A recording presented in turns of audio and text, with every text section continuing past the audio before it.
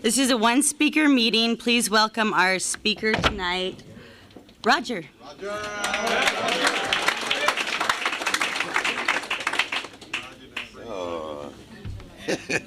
Hello, everybody. My name is Roger. I'm a real alcoholic. Oh, by the grace of a loving God and the 12 steps and 12 traditions of Alcoholics Anonymous, alive and sober. And very, very grateful and very blessed to be here. It's truly an honor and privilege to be asked to do anything for Alcoholics Anonymous. I don't know about y'all. A lot of folks wasn't asking me to do a lot of things prior to me get here. They asked me a couple of things, like get off my yard. Will you get away from me? Will you put your hands behind your back, please, sir? But no one was asking me to be of service. No one was asking me to come share the meeting. No one wanted to hear anything I had to talk about because I was talking out the side of my neck. So it's really, really grateful, and I'm really, really jazzed to be here. It's a lot of familiar faces and a lot of new faces. And for my new friends, I like to say welcome. Welcome to the Fellowship of Alcoholics Anonymous. Hopefully something be said or read to make you want to stay. Please don't let anything I may say out of here in the next 30 minutes or so run you up out of here. If it does, I'm sure the same stuff that ran you up in here will run you right back. It's been my experience around here. That folks who go in and out have, they come in here the same way every time. Ass in one hand, flag in the other. Talk about I surrender. So if you're in here, just stay. I like to welcome you. Say, welcome home. We've been waiting on you. Take that chip that you got. Tell you like my sponsor used to tell me, take that chip, put it in your mouth, suck on it. When it melts, take you a drink. Guarantee you will not be drinking for a while. And congratulations to the young lady who took a cake tonight. That's a wonderful experience. She said it all. I've been fortunate enough to stick around here and see a lot of folks come in here and get their lives back together. You know, you go out and you tell normal folks, well, I'm celebrating 5 years sobriety, and they go like, that, good for you. That's what you're supposed to do. No one can understand the significance of that than another addict and alcoholic. Another alcoholic really understands what it means to celebrate 30 days, 60 days, 90 days, 1 year, 10 years, 20 years. Because if you're anything like me, and I'm a strange alcoholic, I'm a weird alcoholic, I'm an alcoholic of the hopeless variety, of the worst variety, I'm a low-bottom drunk, I'm a garbage can, and I took myself through the ringer. I took myself to a point where the only solution, the only thing my magical mind could come up with was suicide. Because I was sick and tired of feeling how I was feeling. I haven't had to feel that way since July 7, 1988. Thank God for that. Hasn't always been easy, but it's definitely been necessary. Definitely been necessary. You know, it's strange. I'm sitting down there and I'm trying to get centered. I'm trying to do something that's still today is the hardest thing for me to do is tell my head to shut up. Because I don't know about y'all. My head just goes and goes and goes. It comes up with all kind of stuff. I mean, I could be sitting here talking to somebody and my head will be thinking about some other stuff that has nothing to do with what the conversation that we're talking about. And I'm sitting here and I'm telling my head, shut up. It's saying, well, why don't you say this? Well, they ain't going to like you. And I'm just going, will you just shut up, please? Even today, my head is not my best friend. Thank God that people don't know what I'm thinking about. Well, they can't hear my thoughts. Man, I'd probably be in jail, beat up or something. You know. Thank God I'm not responsible for my thoughts today. But I'm responsible for every action that I take. Alcoholics Anonymous gave me that gift, to become responsible. And the young lady shared it when she took her birthday, to become responsible for every action I take. I no longer can blame my alcoholism on my action today. I've been given a gift. I've been given the freedom to stand here and be free. Now, there's some things I had to do in order for me to get to that point. By the time I got here, I was weighing 131 pounds, dripping wet. In trouble. And didn't even know it. I still thought I looked good. I was wearing a mohawk that I cut myself. Let me explain something to y'all. Don't ever let a drunk cut your hair. I was wearing 2 pair of pants to hold up a pair of sweatpants that I had on. In trouble. And still believing that all I needed was, that all I was going through was a little mishap, a little misfortune. If I get a little break, I can get my life together. I can get all my stuff together, and my life will be okay. All I needed was a little break. Thank God for recovery programs. I thought after 30 days I'd be fixed. I got here to y'all, and y'all spoiled that for me ever since.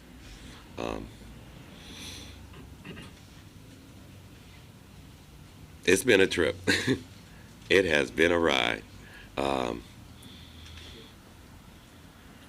You know what's nice? Not feeling that, as the big book described, that impending doom.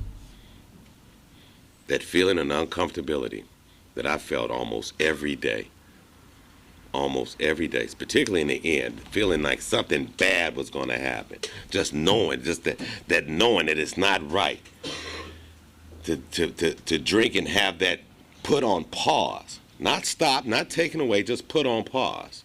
Only to come down and have that hit me again tenfold of all the things that I've done to myself and to my family and friends.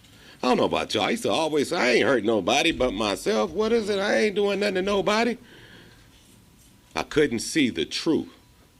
That there was actually some folks around who actually liked me, who cared about me, who did not want to see me in the condition that I was in. When I got here, my eyes is the telltale sign. And it's a telltale sign around here. You know how it is. When I first got around, I hated, man, the one thing I hated was looking at these AAers in their eye. Because they come up to you, they say, hi, how you doing? My name is Bob, and I'm an alcoholic. And they look at you right in the eye, and I'm like, oh, come on. Killer. Killer. But it's something about the eyes of the folks around here who've been around here for a couple of days. There's a light on in their eyes. They say the eyes are the windows to the soul. There's a happiness, a peace. And if you looked at my eyes, you knew there was a lot of unhappiness, a lot of hurt, and a lot of pain. And besides, my eyes were sunk so far in the back of the head by the time I got here, my eyes were sunk so far in the back of my head I could see the sunlight coming in through my ears. And I still believe that I didn't have a bigger problem as I thought possibly had.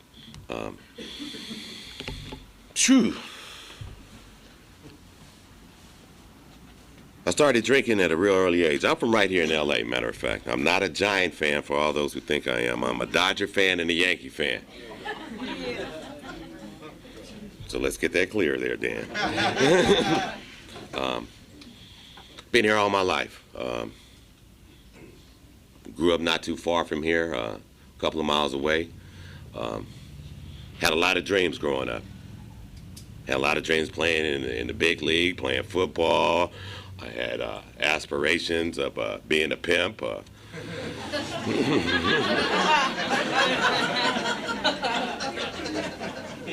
I remember my mom, my natural mom died when I was 6 years old. She died of what was described as accidental suicide. My father was abusive to my mom. He loved to put his hands on her. It was a cycle of violence that fortunately for me I haven't had to participate in.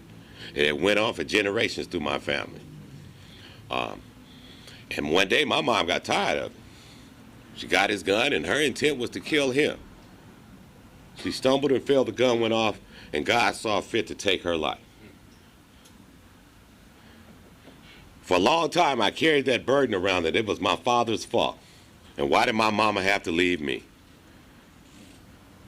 Me and my father didn't have the best relationship. We didn't have a bad relationship. In fact, I thought we had the perfect relationship. If I didn't mess with him, he didn't mess with me. When I messed up, well, you know what happened? I got it.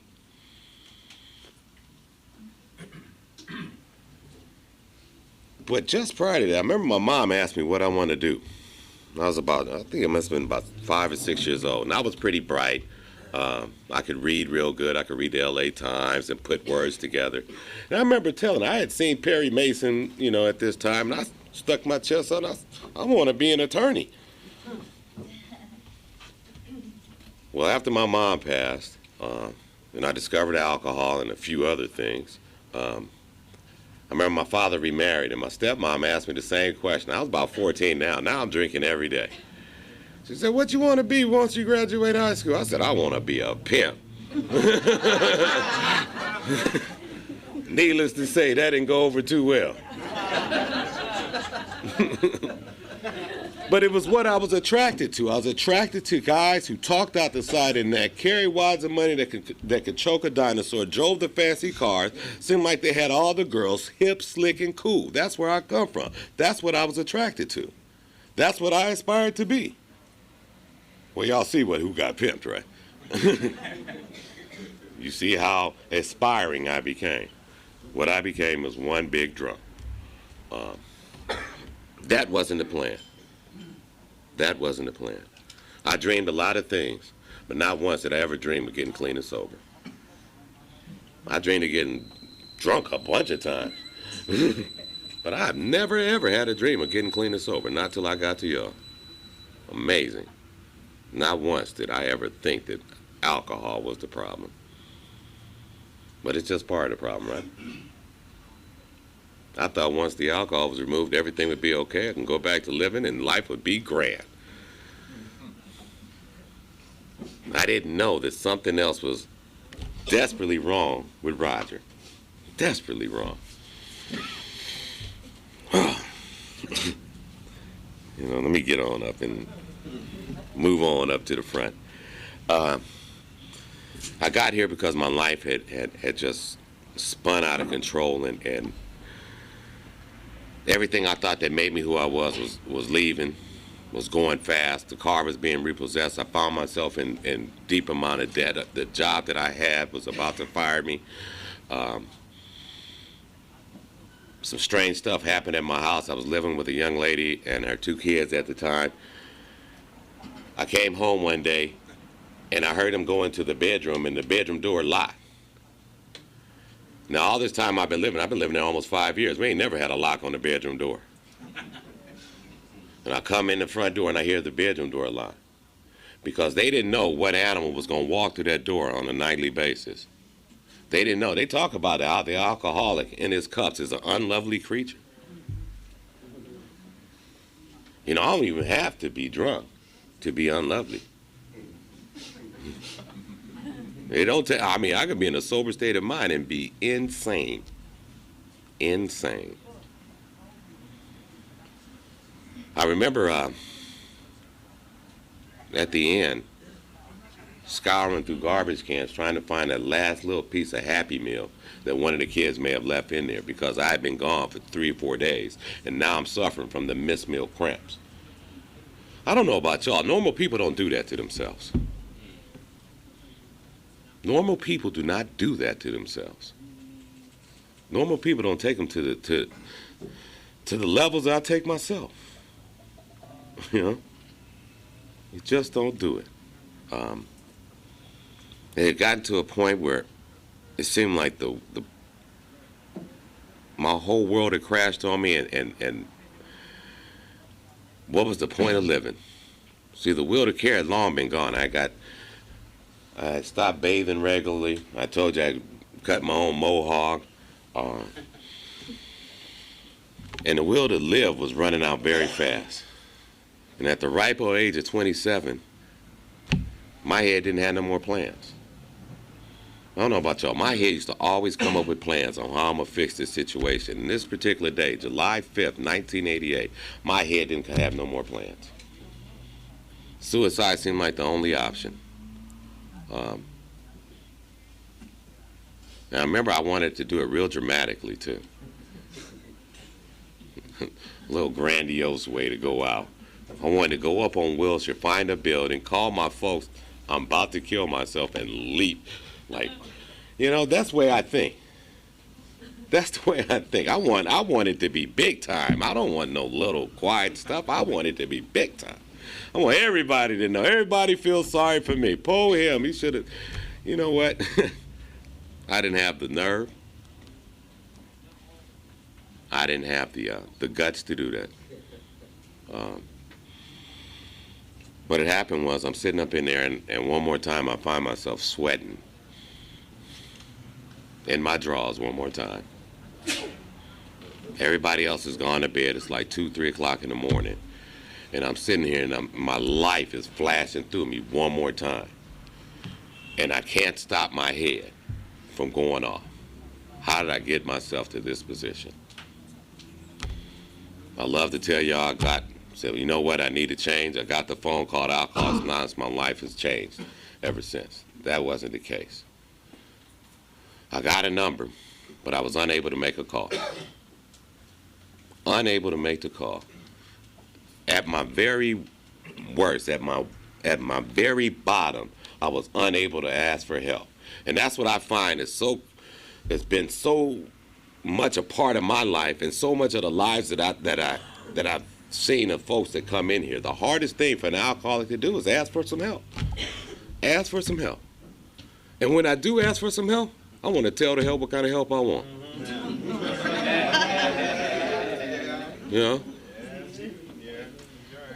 I want to tell the help what kind of help I want. You need to go to meetings every day. Well, I can't make this meeting today. I got this toenail clipping going on. And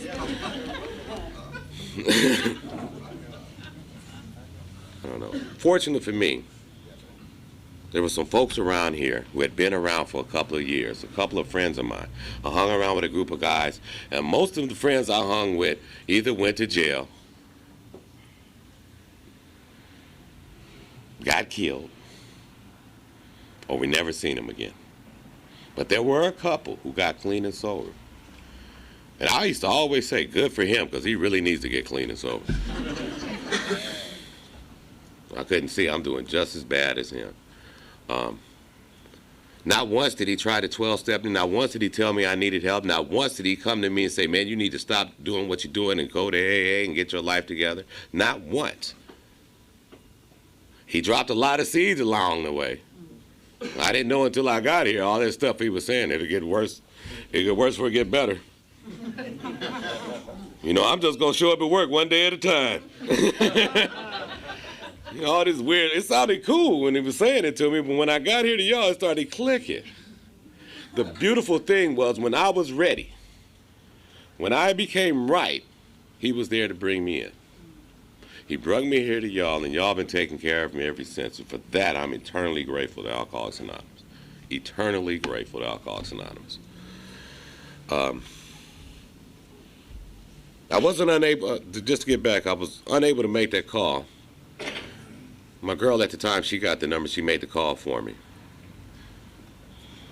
And I didn't know what was going to happen, but I don't know, I felt a sense that this has got to be better than the way I'm living. I went in that treatment facility for 30 days, and in those 30 days, something happened to me that never happened to me in my life. A fear came over me that if I went back out there and I began to drink and I began to party like I party, that I would die. And the cool thing about it is I probably would not die a physical death. I would just die a spiritual death. I would be out there wandering aimlessly, empty, hurting, one more time. See, I've been down that road. At the ripe old age of 21, I was homeless. I just thought I had a little problem, a little mishap, a little misfortune. It was her fault. If she hadn't put my butt out, none of this would have happened. Couldn't see where my actions, my behavior was the main problem, I got here to y'all, and it was amazing, man. It's so funny, because I think about it. I remember one of the first meetings I went to, I remember going in that meeting, and people were dressed up, smelling good. They were in nice shirts. Some was in suits, and the women looked good. And I had on these little hospital garb. And I remember getting in there, and after that meeting, I went right to the phone. I told my girl, I said, you know what? Send up my slacks, my snakeskin shoes, send my sport coat. I don't know about y'all, but I needed to fit in. That's all I wanted to be, was a part of. These people came to me, they hugged me, and it was weird, you know, because I hadn't been through that. Welcome, and give me a big old hug. And I'm like, oh, all right. But it was attractive to me. It was something I hadn't felt in a long time. It was what I needed. For a long time, all I relied on was my head, and operated on everything my head did, told me to do. And everything I did got me in trouble. So once I get here to y'all, and y'all is hugging me, telling me it's going to be okay, sit down, have a seat, cup of coffee, this is such and such, take my card, give me a call. It was something different for me. It was changing the way my life had been.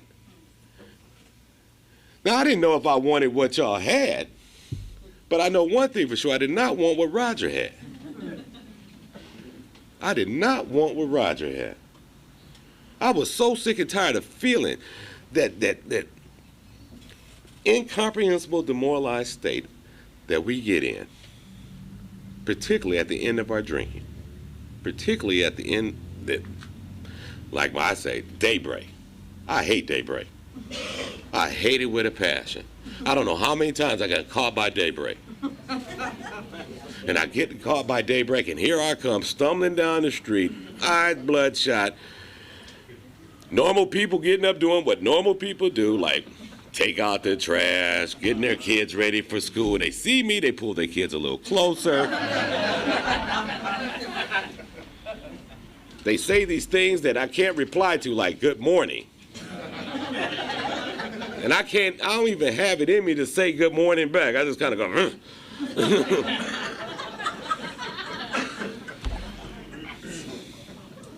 and them damn birds. You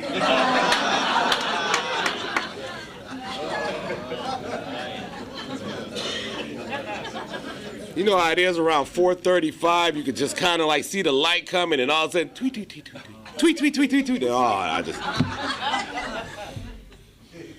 Here I gotta go face the music. I still gotta suit up and show up for work, and I haven't been to sleep all night. Reeking. Reeking. And I had the audacity to go to work with this attitude, like, And they go, what's wrong with you? And I say, nothing.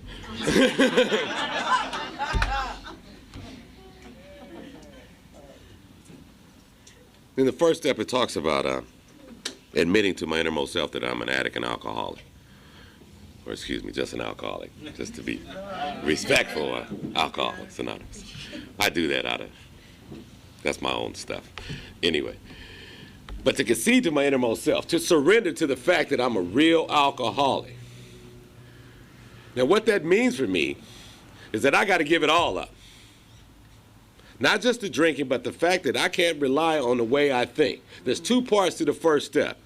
That I'm a real alcoholic and that my life has become unmanageable. Not only that am I overwhelmed with bills and problems and people don't like me and stuff, but I can't control the way I think, feel, act, or how what they might say gonna control how I think, feel, and act. People always had the power. They could say something to me and it would mess me up for the whole day.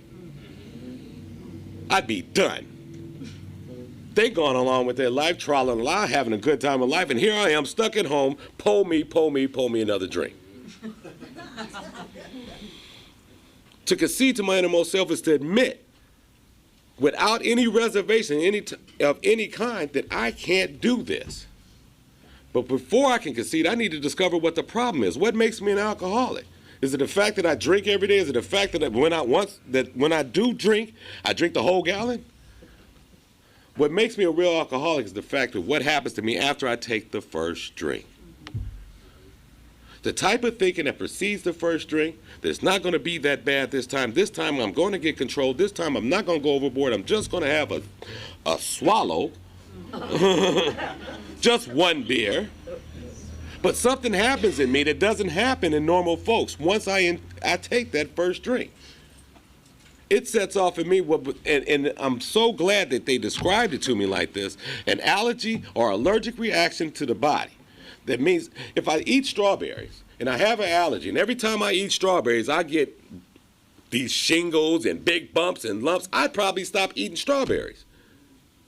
Why is it with me and alcohol, I don't do that? Every time I drink alcohol, I never hit the spot that all I wanted was a little buzz. I end up insanely drunk. Every single time. Insanely drunk. Insane, and there's something wrong with that. But what makes me a real alcoholic is that I believe that next time it's going to be different. Next time I will gain control. They talk, and my favorite part is in the doctor's opinion, where it says, I drink simply for the effects produced by alcohol. Simply for the effects produced by alcohol. This sensation is so elusive that even though I know in my mind that it's injurious, that something bad is going to happen, I feel this all the time, I take it anyway. That after a time, I can't differentiate the truth from the false. I began to buy the lie that I will be able to control it. I bought it prior to me going into that treatment facility. I really believed that after 30 days, I would be able to get out and just drink Remy. That was the plan. I remember telling my girl, when I get out, I'm going to get us a nice bottle of Remy, we're going to have a nice dinner. That ain't never happened. We be fighting, throwing. That's what makes me a real alcoholic. What makes me a real alcoholic is that I can't control my emotional being. Now I go on these emotional binges. That I just get way out. Let the girl break up with me. Oh, I'm devastated. I'm in the toilet. I'm throwing up. I'm cursing. I'm following her. I'm stalking her. I'm doing drive-bys. Now, I'm doing the whole gamut. I'm looking. Is she home? Who's she with? All that stuff. Something is wrong with that. Normal people don't do that. Normal people don't do that. I had to understand that there was nothing that I could do. There was nothing that nobody could do. My family, my friends, my girlfriend, her kids, everybody begged me, pleaded with me. My job. I was about to lose my job. I felt like I was going to die.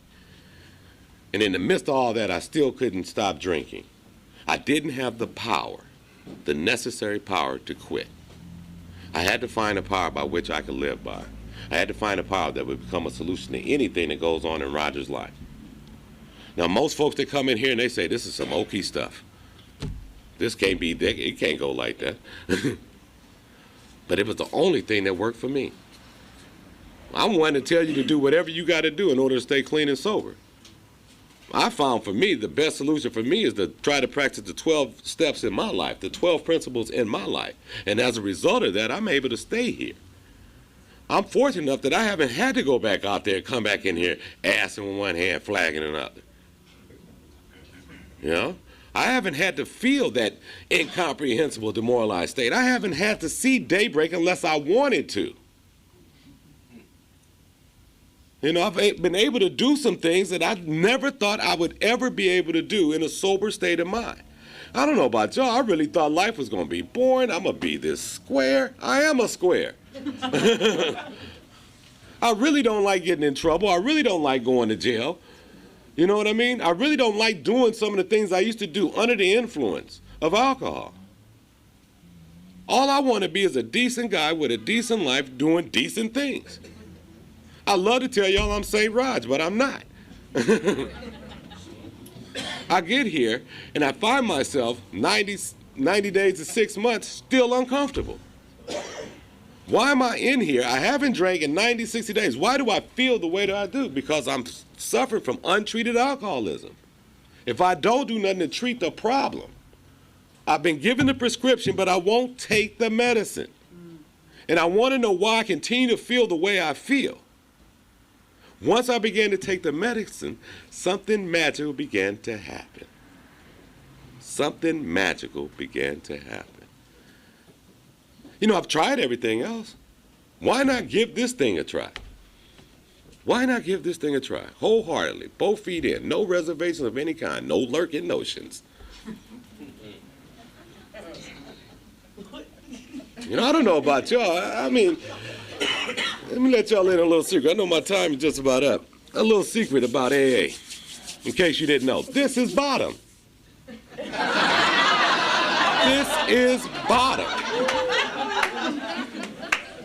I don't know about y'all. How many of y'all would say, when I grow up, I want to be a very upstanding member of Alcoholics Anonymous? That wasn't the plan.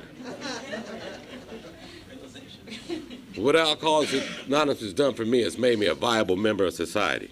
It's given me an opportunity to get back into the mainstream of life, to be able to go where any free man can go. I've been able to travel out the country, play baseball in other states, play for national championships, go to games, go through all the things that we go through, and the heartaches and the pain.